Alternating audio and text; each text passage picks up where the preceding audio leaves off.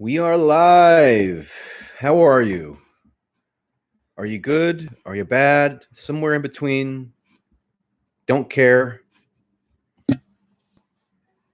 Doesn't matter to me how you are, really, because at this point, you're just a collection of pixels on a screen. If we were speaking with one another over coffee or something, speaking of coffee, then maybe I'd be more interested. I don't know if I've ever discussed my coffee mug collection, but I have very particular standards. I only acquire coffee mugs of this size because it's the most convenient. It's the most well suited to containing a full cup of coffee without it necessarily risking spilling over the edge and making a hot mess, literally. And also, what I like is coffee mugs that memorialize locations in the United States that I've been to. So this one I happen to be drinking right now from is from Juneau, Alaska. So I have strict criteria for purchasing mugs. Got to be this size and got to memorialize a specific location in the United States. So I've got them from New Hampshire, Michigan, California, New Jersey. Where else? Texas. Anyway, who cares? Okay, so you must read the op-ed that was published by Tulsi today in The Hill. Of course, I'll link to it in the description box once the stream is over. And now that I think of it, I may as well just comment it into the live stream chat here, because it's more important that you read this than that you listen to me jibber jabber on a live stream. What she does is she condemns election interference. She condemns interference in our elections. The thing that everybody of good standing in the media and the political class is expected to condemn ritualistically. So she condemns that, but she condemns it by the U.S. intelligence agencies. She is saying that the U.S. intelligence agencies are the ones interfering in our elections. Interesting twist.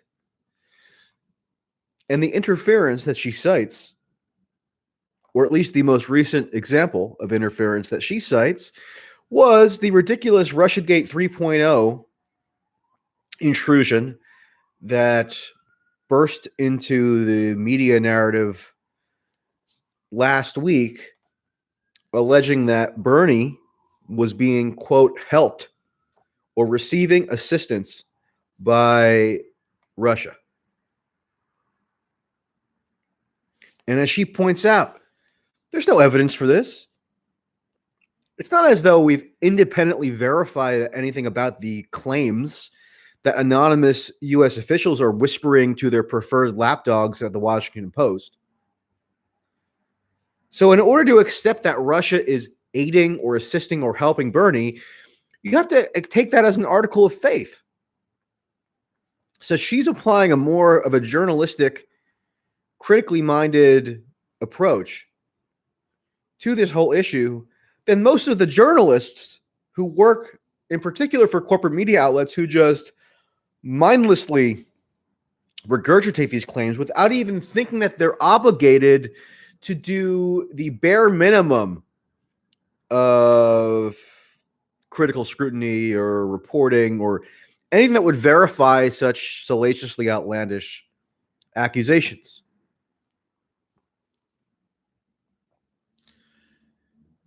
If the U.S. intelligence agencies or anonymous officials within the intelligence agencies, so we could be talking about the CIA, the FBI, the Director of National Intelligence, which I believe was reported to have been responsible for this Bernie leak last Friday. Whatever entity you're talking about under the umbrella of the so-called intelligence community, if they are just going to be spreading rumors and using their little friends at the Washington Post or wherever else to promulgate those rumors, that could be regarded as a far more dangerous form of election interference than anything Russia is alleged to be doing. Number one, they don't even clarify in these reports what they're even alleging Russia is doing. Because if what they're alleging, if this so-called interference, if the latest round of hysteria all boils down to more Russian bots on Twitter or memes on Facebook or obscure websites that, semi-coherent quasi news articles are posted on, if that's the sum total of what this new round of Russian interference is, then the interference is a joke. And that's largely what it was in 2016. A couple $1,000s on Facebook for ridiculous cartoon memes, including one of Bernie famously in a Speedo with a ripped chest. That's what we were supposed to believe was this terrifying incursion by Russia into the U.S. democratic process. And that was a total joke. So given the farcical standards that have been set in the recent past for what Russian interference supposedly consists of, our standards should be even higher now in demanding to know what they're actually alleging is going on with regard to any new Russian interference. And remember, this is sort of a side point, but on the question of the botnet or on the troll farms, or however you want to characterize these kind of random instances of inauthentic accounts posting on social media that are connected to Russia,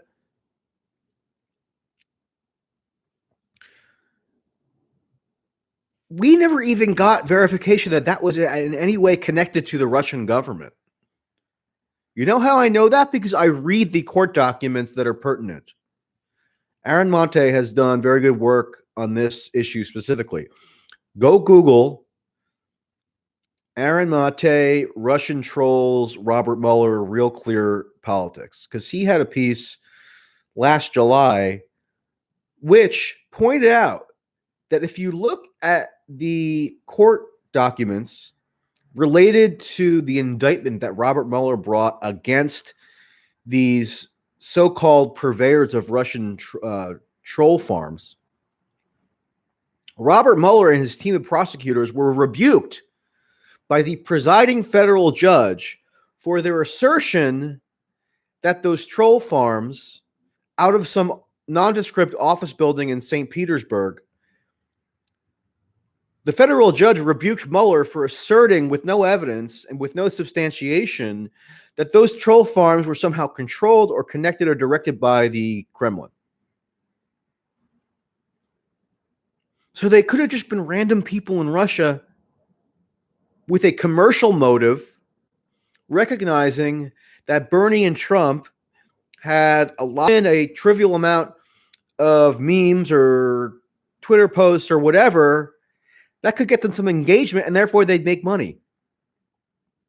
So there was just in all likelihood, the whole reason why those troll farms exist, not that they're of a great magnitude, but to the extent that they existed, the whole motivation behind them was commercial. It was just to make money, just like millions of other people and geopolitical conspiracy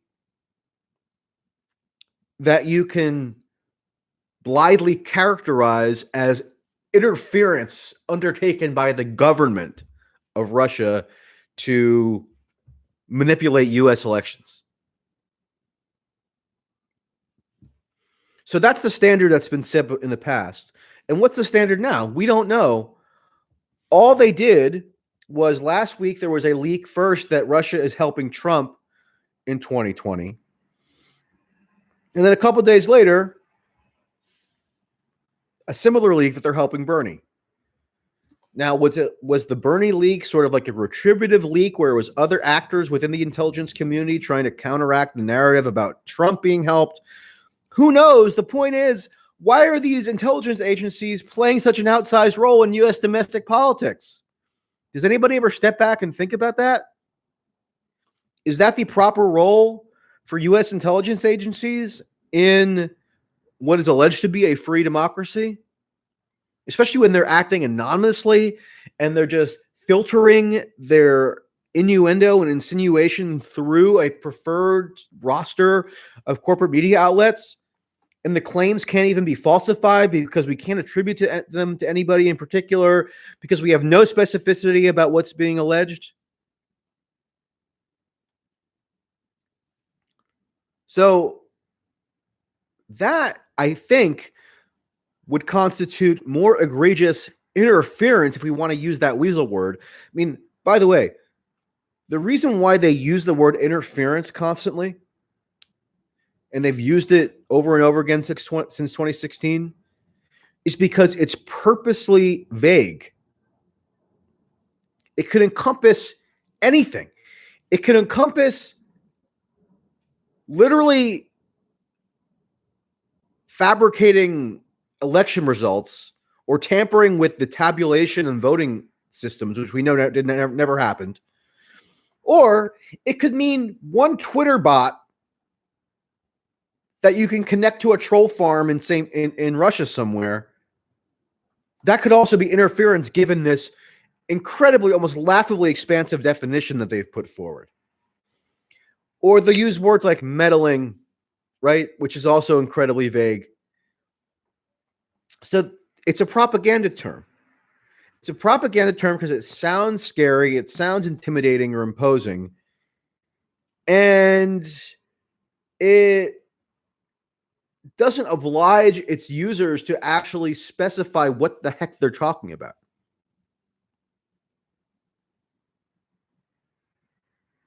So that's why they use that weasel word terminology. But even if you accept, which I don't really, that the social media stuff constitutes interference, isn't U.S. intelligence agencies getting involved in elections? In the sense that they can target their disfavored candidates with BS rumors? Isn't that far more ominous, like exponentially more ominous than a handful of social media trolls? Of course it is. But nobody's willing to point that out because it means that you could be accused of downplaying the scourge of Russian interference. It might even mean that you're an asset or an agent of Russia. I think Tulsi is pretty familiar with that line of accusation, correct? But she obviously feels strongly about this. She's willing to take an extreme risk in actually telling the truth.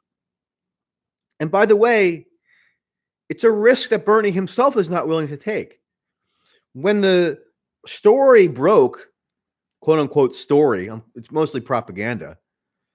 When the latest propaganda bombshell hit last Friday, what did Bernie do? He kind of puffed his chest and said, Putin, you better not interfere. And when I'm president, you won't interfere, and I don't want your help. So he's essentially accepting the premise that Putin is interfering to help him. Right? So when you accept a fallacious premise, it always comes back to bite you because inevitably somebody's going to find some little piece of BS evidence somewhere that could conceivably suggest that Russians are helping Bernie. So if he doesn't contest the premise, if he doesn't dispute the kind of the core allegation underlying the charges being made against him, then he's just going to embolden the purveyors of the narrative. It's just going to keep snowballing. So I guess it falls now to Tulsi to actually challenge it head on. And does she defend Bernie against baseless accusations? Yes. But if you read the piece, what she's also doing is warning against the danger of Bernie capitulating to Russiagate rhetoric by trying to demonstrate how quote unquote tough he is on Russia to sort of ward off the accusations. The danger in that, says Tulsi in the piece, is that it means he could be pressured into taking hawkish positions on Russia, which serves the purpose of ramping up the new Cold War hysteria, funding the buildup of nuclear weapon stockpiles, which is already being funded in the latest defense budget. So now we have new warheads being constructed, new missile systems. All the while, the domestic U.S. political discourse is so warped that people just assume, the people whose brains have been broken by MSNBC, they all assume that Trump is conspiring with Russia. Where if we had a rational opposition or even just a rational sort of commentary on what's really going on, we would know that you could name about 30 things that Trump has done vis-a-vis Russia that are incredibly antagonistic, hawkish, and dangerous, and have increased the likelihood of a nuclear confrontation, which totally contradicts both the prevailing narrative about Trump being a stooge or a puppet of Russia and the rhetoric that Trump himself invokes about his attitude toward Russia. Remember, wouldn't it be great if we got along with Russia? That was his refrain in 2016 during the campaign. And you know what? People voted for him because they have constructive diplomatic engagement. Why do we always have to pretend like it's 1965?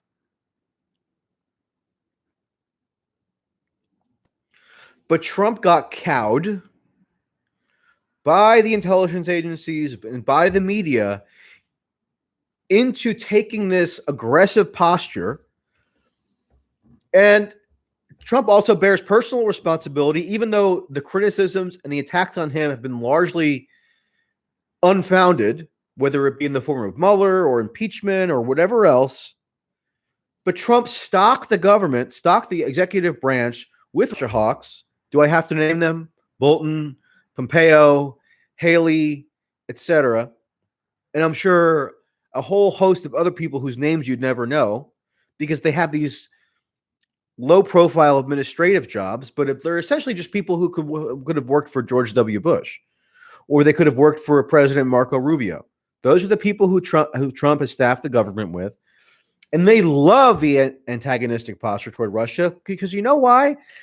Number one, it is in line with their neocon interventionist ideology, and number two, it's very lucrative. You get a lot of contracts, you get a lot of subsidies when you're building up these weapon systems, when you're fomenting a sense of fear and paranoia about the specter of Russia attempting to allegedly reconstitute the Soviet Empire or whatever nonsense they're pushing.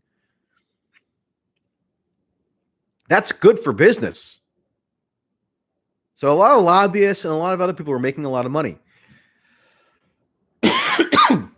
And if Bernie allows himself to also get cowed by this narrative, then guess what? Those people are going to continue making a lot of money. And his refusal or unwillingness or inability to challenge this narrative is highly troubling because it could portend how he would operate in office. Yesterday or the day before, I saw that one of his top foreign policy advisors, or I think the top foreign policy advisor, Matt Duss, who I've actually known for a while, not super personally, but I've known of him going back years. By the standards of the DC foreign policy crowd, he's pretty good. But then I see him circulating yesterday this hysterical garbage column from Michelle Goldberg at the New York Times, who's just horrendous, who actually wrote a column defending Bernie, but not from a rational perspective. She defended him by saying, "Oh, don't worry, Putin can't like Bernie that much because Bernie's really going to go after Putin when he's in office, unlike Trump, who she called a stooge of Putin." I would love to sit next to Michelle Goldberg, produce to her a document listing the 25 or 30 things that Trump has done that are totally opposite to what you would expect a stooge of Russia to do, and have her respond to it. Because I have a feeling she would just devolve into sort of sputtering, incoherent, emotional nonsense if she were actually confronted with the facts. But anyway, this column asserted, of course, in the most cliched, tedious way possible, that it's okay if Russia is helping Bernie because they're not going to want him in office, and they're only doing it to help Trump in some far-flung, convoluted way, I guess, because Trump is a stooge of Putin. That's the article, the column that Matt Dust shared. So they are incrementally and progressively buying into the Russia nonsense.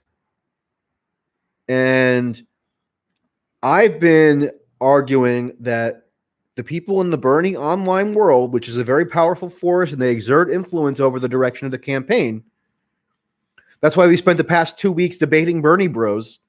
That's why Pete went on an extended soliloquy, the debate last week over about the menace of Bernie bros doing mean stuff online.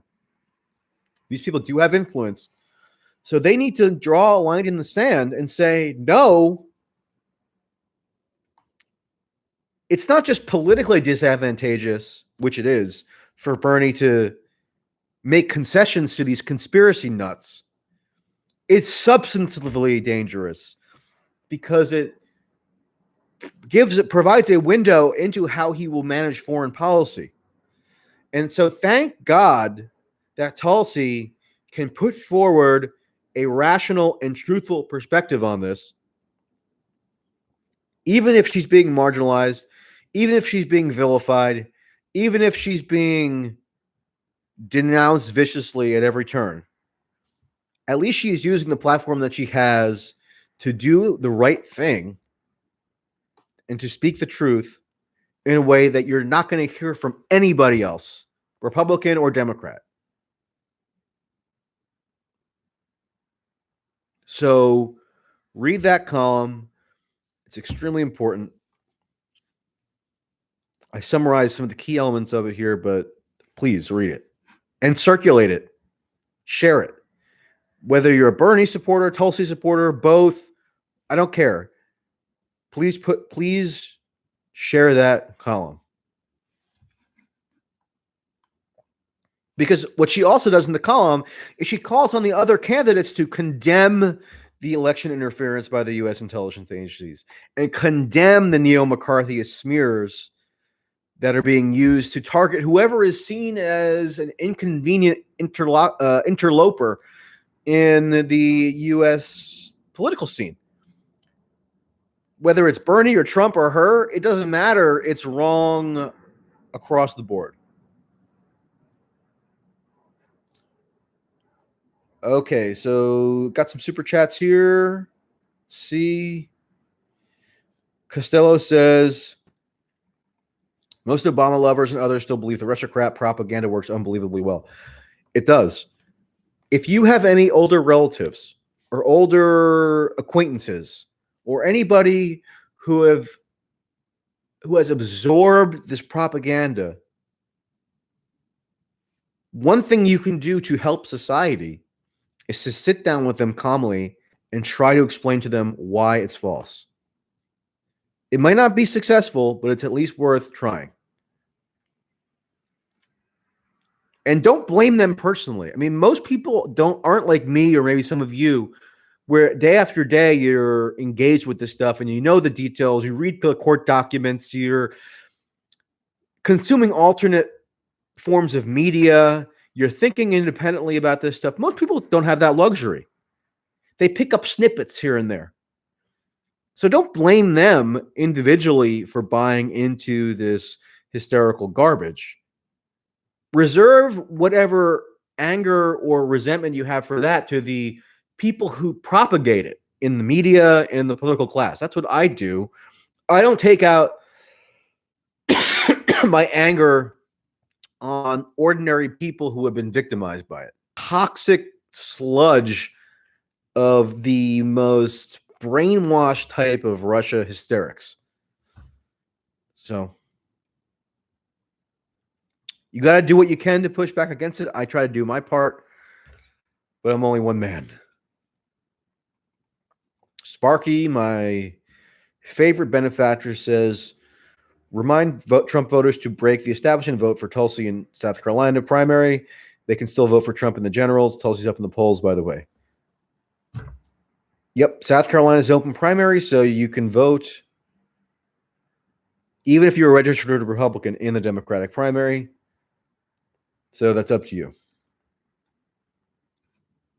Fletcher Lenz says, if Bernie doesn't wise up on Russiagate and listen to Tulsi, this party is screwed. Stand with Tulsi. I hope this message gets through to him because, frankly, Tulsi defends Bernie better than he defends himself, which is ironic, but that's the reality. Krillin asked a silly question that I'm not going to repeat. Sorry, but thank you for the super chat anyway.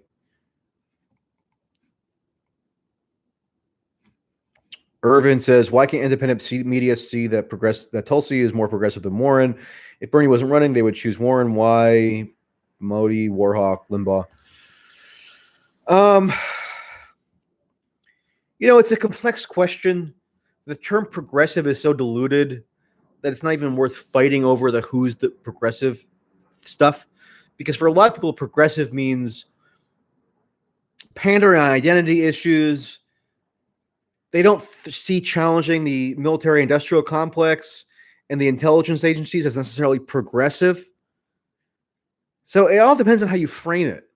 And so I don't think it's terribly fruitful to get into these label games about who's the most progressive. I don't use that term for myself because, again, it's just so stripped of all meaning.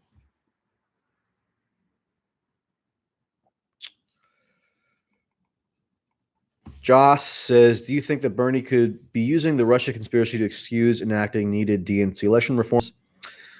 I don't know. That's a bit of a stretch. I mean, there was a concerted effort that was undertaken between 2016 and 2020 where Bernie supporters got on this DNC Unity Commission and did enact some reforms to the primary process, which is why the superdelegates don't have a vote on the first ballot this time, although they do have it on the second ballot.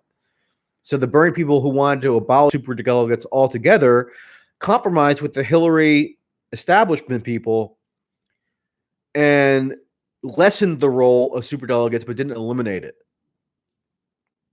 which is now why you see scheming going on, where there was this bonkers New York Times article today surveying superdelegates who were overwhelmingly against Bernie being given the nomination if he only has a plurality of delegates rather than a majority.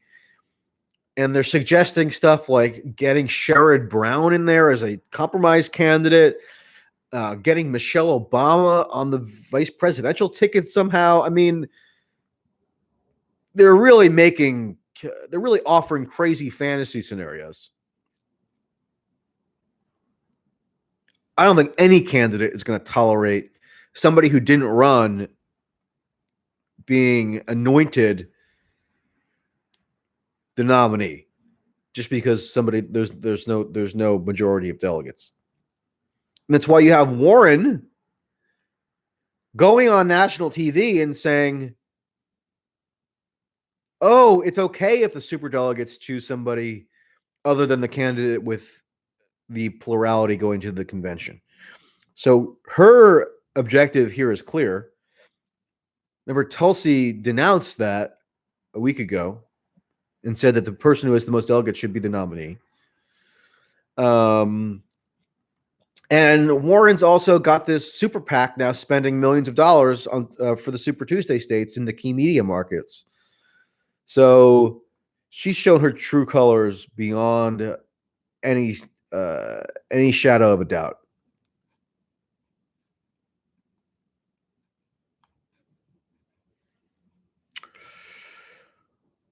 All right, people. Thank you for your commentary and your engagement on this chat. Remember, read the op-ed at the Hill. I'll put it in the description box, and we'll talk again soon. Have a good night.